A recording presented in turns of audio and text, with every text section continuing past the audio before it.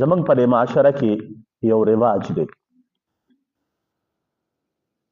مثلا یو کور کره څه خادي وي، د بل کور زنانه هغې له لاړه شي نو مبارکبادۍ کې ورله یا پیسې ورکوي یا ورله څه یوسي ځان سره، چینی یوسي، فروټ یوسي وغیره، یا څوک نغدې پیسې ورکوي 100 200 300.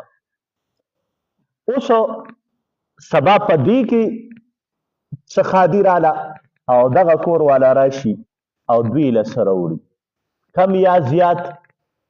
نو آیا وی دا کم یا زیات چې کوم دی نو دا په سود کې راځي او که نه؟ مثلا یو سړي 50 روپۍ ورکړې او هغه راله هغې وله 100 ورکړي، نو دا زیاتي چې ورکړي دا ښه دي او که ښه نه دي؟ نو ګوره جي مسله دا ده چې دا زمونږ د یو بل سره صله رحمي ده. ته که په دې نیت باندې چاله څه وړې چې صاحب سبا ما کره څه چل وي نو دا به ماله راوړي، نو دا نیت صحیح نه دی، دا نیت صحیح نه دی.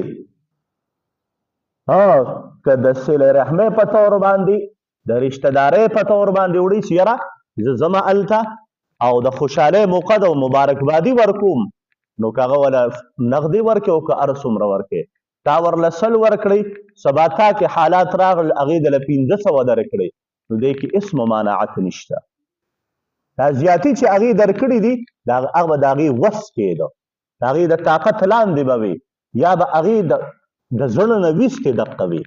نو دا کم او زیاتې چې پکې راځي نو دې ته سود نه ویلې کېږي.